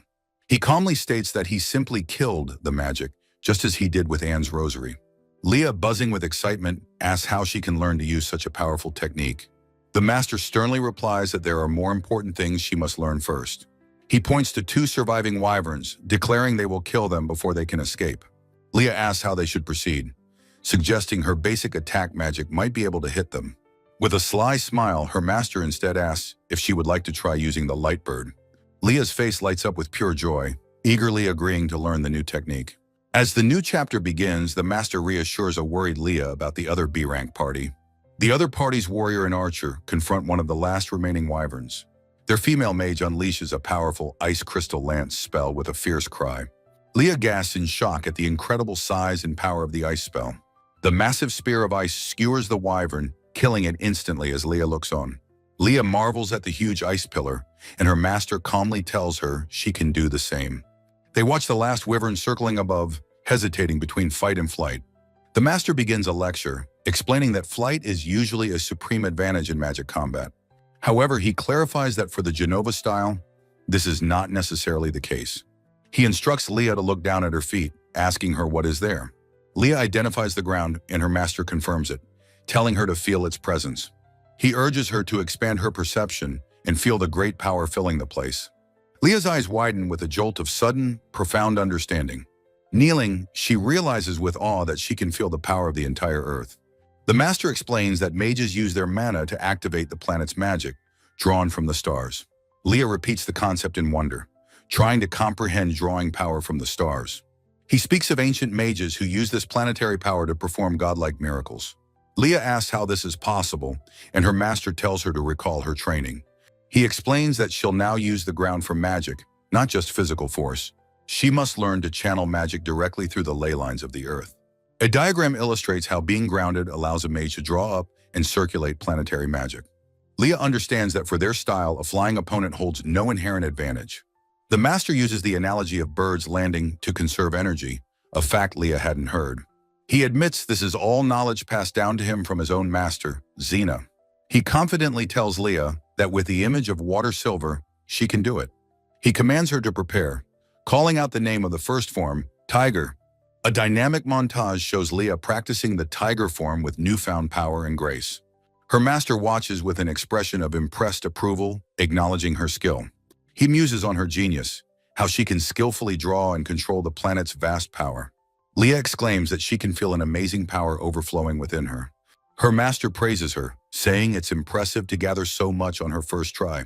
Leah beams, attributing her success to having seen her master gather magic once before. She insists that seeing him do it in the dungeon was all she needed to learn.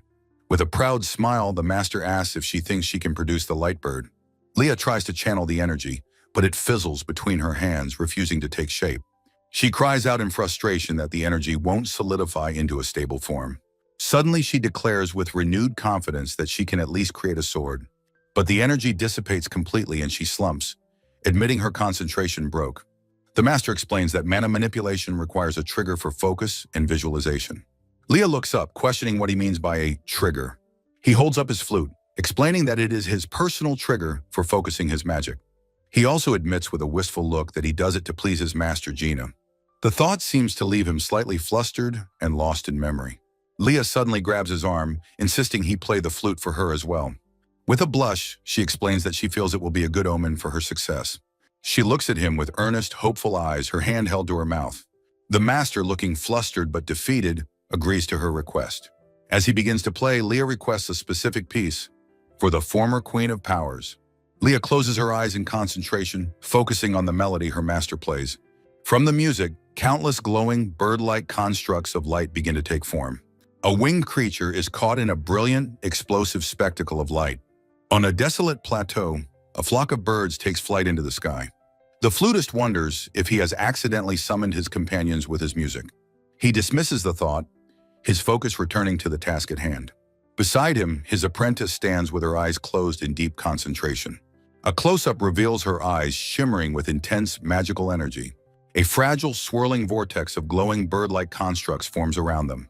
Her master urgently shouts her name, Leah, at the critical moment. In response, Leah shouts the command to shoot, unleashing her own power. The brilliant display of light hurtles towards the unsuspecting winged beast above.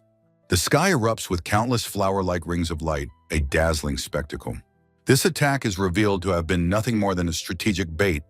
The townspeople are in awe, recognizing the sorcerer as Valentino Genova. They mob him, apologizing for their earlier rudeness and begging for an autograph. Leah notes her master's popularity as the crowd cheers for his compassion. As they walk, he asks if it was right for him to sign. He confesses his lack of confidence due to his poor eyesight. Leah is surprised to see him suddenly become so dejected. She offers him a drink, praising his dazzling talent and bright future. A faint, gentle smile graces her lips as she speaks.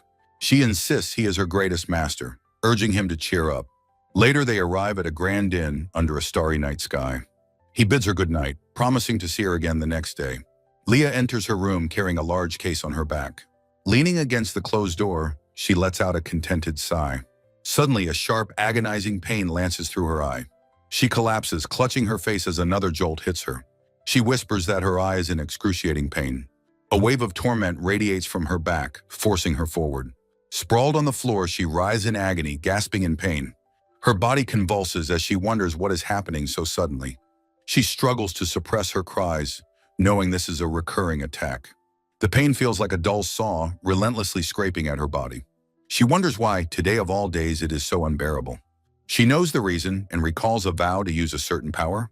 The pain triggers a memory of the dragon eye of Ashweisa. Her mind flashes back to a grand castle under a full moon. She recalls lying in bed, having given up on life. Snow falls outside the window of her opulent bedroom. A mysterious hooded figure appeared at her bedside. The dying girl looked up with hollow, despairing eyes. This figure was the great sorcerer, Gina Genova. The sorcerer addressed her by her full name, Leah Arche Argent Legenda. She offered to bestow upon the girl a new life.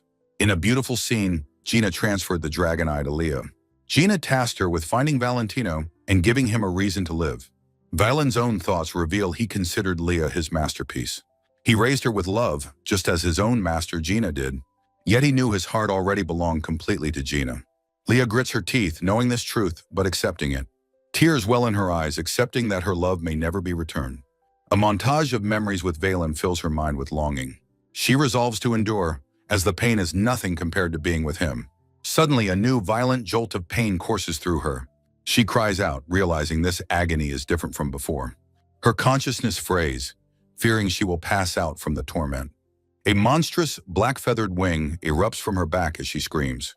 She stares in shock at her hand, now a gnarled, demonic claw. Another scream of terror and agony tears from her as the wing unfurls. She recognizes the red dragon's wing, a sign of her awakening demon blood. She must suppress the transformation before it consumes her completely. This has never happened before. She wonders if it's the price for her power. A sudden sound from the hallway startles her from her panic. The monstrous wing, which should have vanished, remains stubbornly attached. She realizes with terror that Valen must have heard her cries. The shadow of his feet appears under the door. He is coming closer, his footsteps echoing in the hall. She fears he will see her monstrous form and cast her aside. A memory of them smiling together flashes through her mind. With her transformed hands, she makes a desperate, silent plea for him not to come. Her face is a mask of terror, long black claws framing her tear-streaked eyes.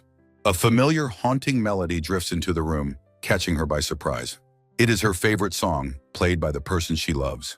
The simple, beautiful act overwhelms her, bringing fresh tears of relief. As the music washes over her, her fading consciousness returns.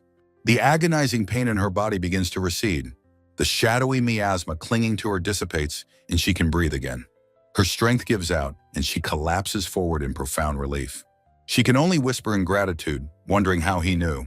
Leaning against the wall, she listens to the beautiful, healing sound. The two are connected by the melody, separated only by a thin wall. Several days later, they arrive in the magnificent metropolis of Draconia. Leah gazes up in wonder, exclaiming how amazing the city is. She asks about the local legend of a great dragon being sealed there. Valen describes the central statue, a serpentine dragon pierced by a holy sword. Leah teases that boys love this kind of cool, epic imagery. She playfully pokes fun at his boyish enthusiasm for the statue. Valen, flustered, reminds her that she is also a boy. She gushes about how cool he was, her hands clasped in admiration. Her attention is then captured by the grand Gothic castle in the distance. Valen explains the castle is protected by powerful magic circles and wards. Leah is impressed by the city's formidable magical defenses. The watchtowers serve a dual purpose of surveillance and maintaining the barrier. A confident blonde-haired woman approaches, impressed by Leah's observation skills. The woman mentions her own disciples are also heading to a northern castle. She remarks that with such a reliable apprentice, Valen must feel secure. Leah is overjoyed by the perceived kindness, thanking the woman profusely. The woman asks for directions to the Adventurers Guild. Valen, wary, asks how she knew they were adventurers. She smiles, stating she can tell just by looking at them. The young apprentice, Leah, enthusiastically praises her master's amazing insight and magical presence. A confident blonde adventurer approaches, claiming she could easily deduce Valen's entire character. The two women share a knowing smile, leaving Valen looking slightly flustered. With a resigned sigh, Valen begins his own counter-analysis of the strange woman. She immediately launches into her own detailed breakdown of his battle-honed movements. She concludes he is a reconnaissance-type sorcerer, proven by his interest in castle defenses. He asks the woman to spin around for him, continuing his observation. The woman points out his adventurer's gear, all made from magical beast leather. Valen deflects a comment about his posture, looking embarrassed as Leah watches curiously. The woman correctly deduces he has hidden weapons and respectfully calls him an elf's sister. With a small, confident smile, Valen prepares to offer his own deduction in return. He flicks a small, intricately carved wooden feather to the ground before her. The woman's eyes widen in immediate recognition of the object. Leah looks on, flustered and confused by the sudden turn of events. The woman asks what's wrong, but Leah dismisses it, amazed by the exchange. Valen coolly points out the old wound in her ankle, advising her to rest. The woman is stunned into silence, standing motionless in the middle of the crowd. Valen quietly worries that he might have gone a little overboard with his deduction. Leah proudly boasts to the crowd about her master's incredible, almost clairvoyant abilities. She declares that her master is amazing, even without needing to see. Leah reflects happily on how much better this shared attention feels than her past loneliness. As they walk away, the woman watches them go from a distance. Leah turns to her master, a thoughtful expression on her face. She asks him why he never used his impressive deduction skills on her. He calmly replies that he did, right when they first met, shocking her. Her heart pounds as she nervously asks what he managed to figure out. He recalls the memory, trying to piece together his initial impressions of her.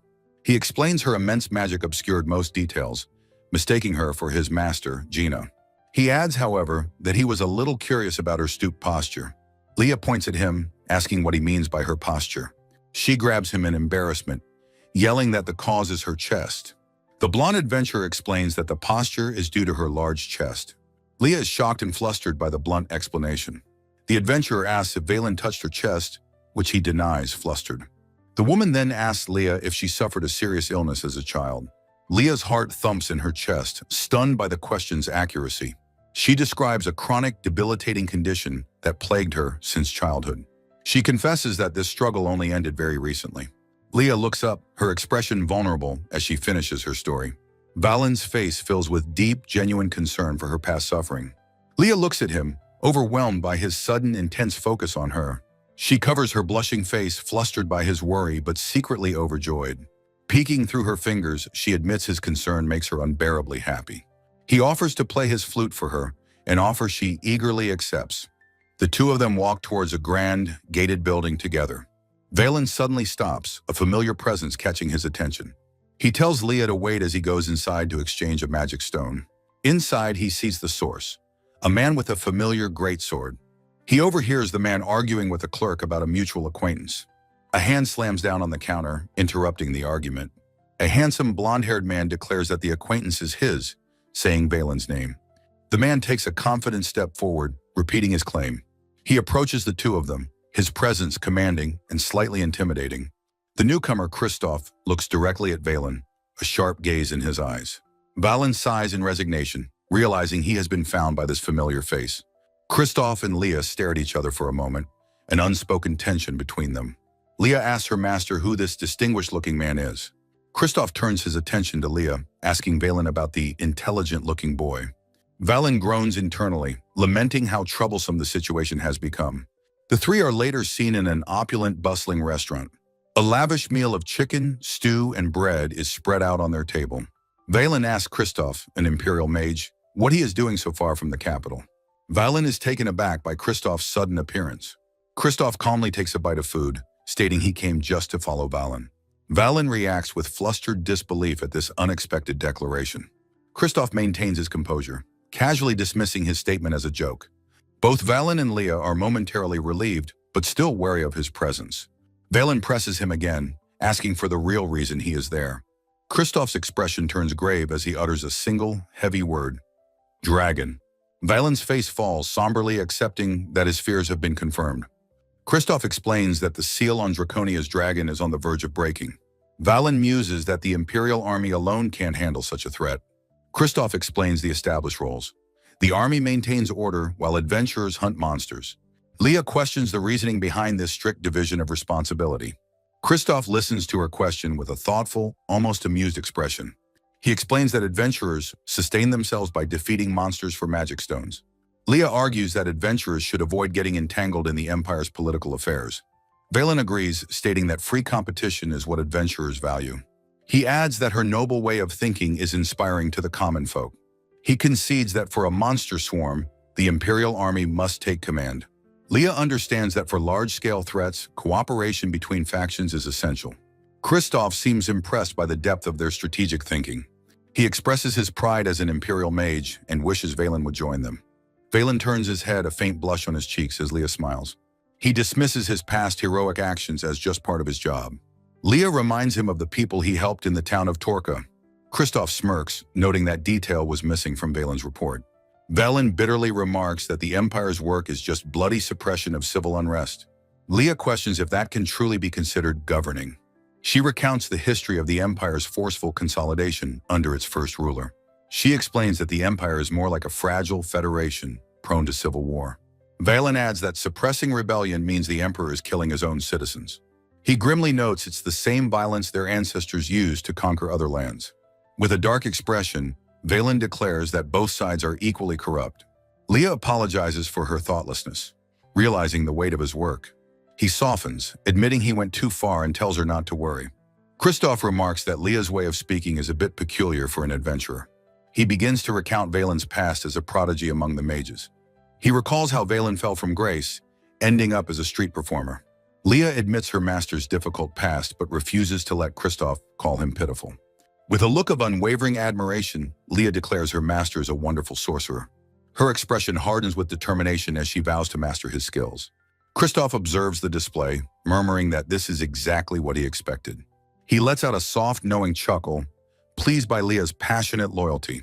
Later, gazing at the castle, Kristoff muses that Valen is far too good for the flock. Inside a vaulted stone corridor, Kristoff informs Valen he has arranged a room. Valen expresses relief, saying he has had enough of hard, mite-infested beds. The Imperial Mage's expression becomes serious and calculating. He mentions that his master's sheets were also full of mites before turning to Leah.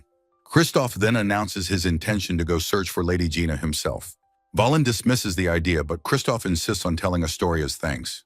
Leah watches her master with a supportive, knowing smile. Valen is pleased, thinking he has a friend he can truly trust. Kristoff asks to borrow Leah for a moment, telling Valen not to interfere. Valen states he will be fine alone and tells Kristoff to go on ahead.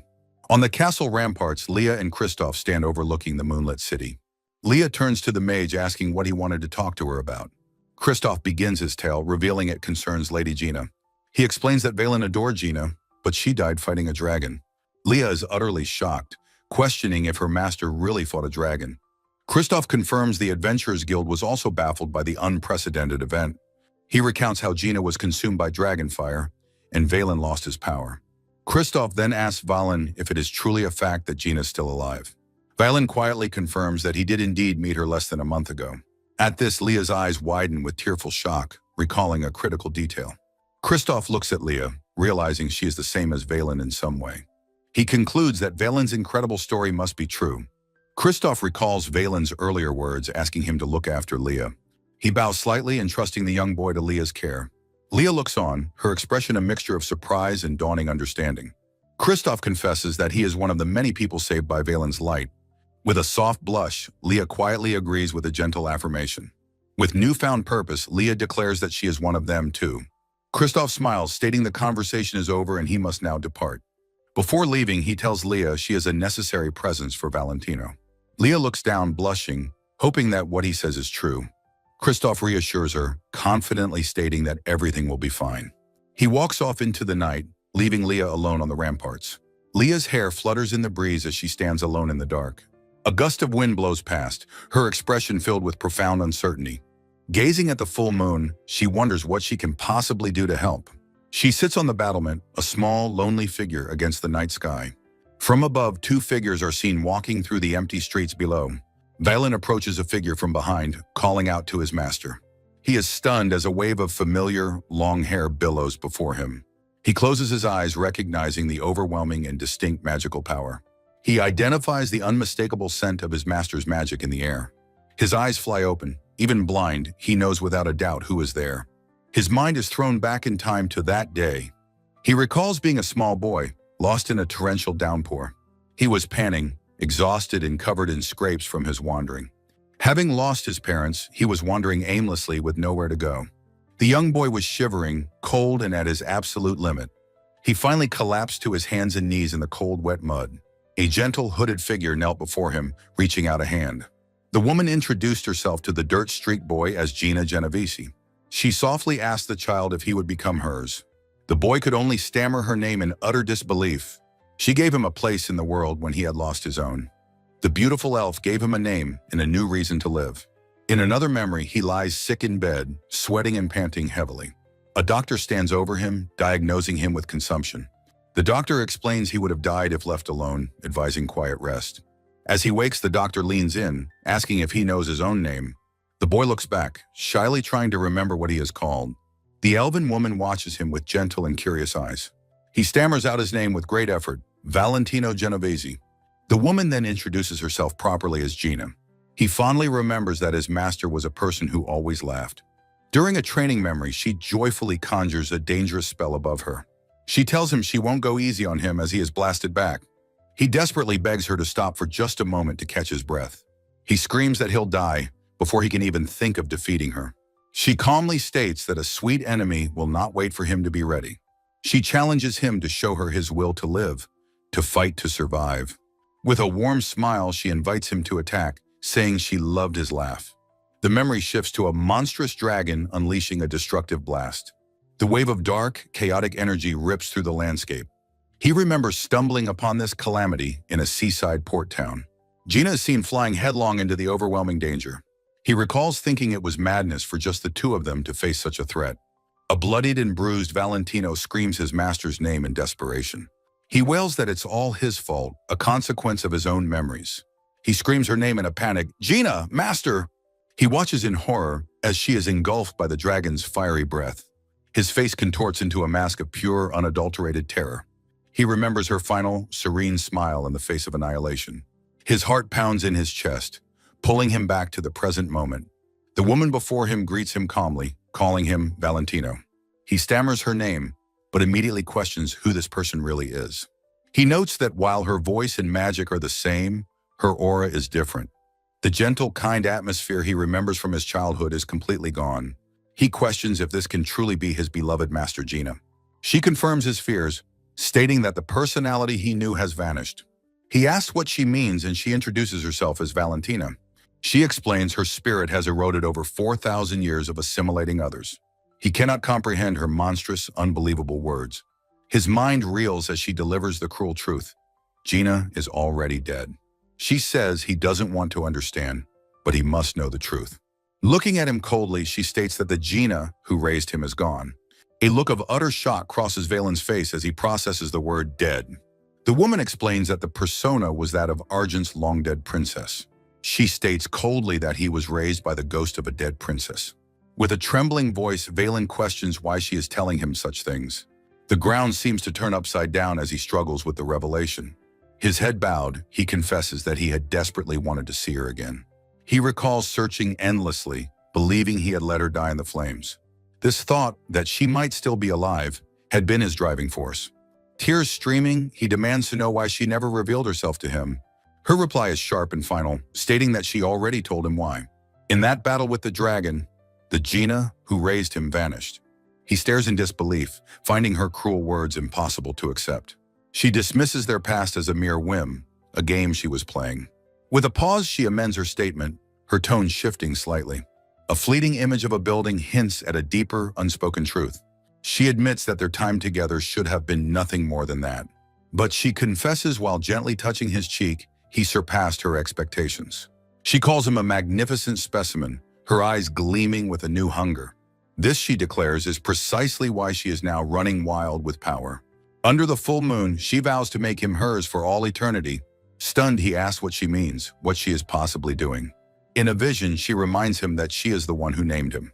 She then asks if he still holds love for her in his heart.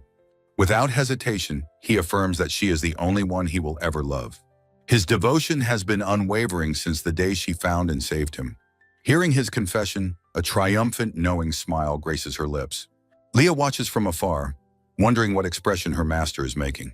A shiver of realization runs down Leah's spine. Gina tells Valen to wait, promising he will understand everything soon. As she leaves, Valen is left kneeling on the cobblestones, whispering her name. Leah stands frozen, a sharp, stabbing pain radiating from their chest. Valen's confession of love echoes in their mind, a truth they knew but dreaded. In their heart, they understand that Valen's eyes reflect only Gina. They had known this truth all along, but the confirmation is devastating. At the inn, Leah tells a friend that their journey's purpose is now fulfilled.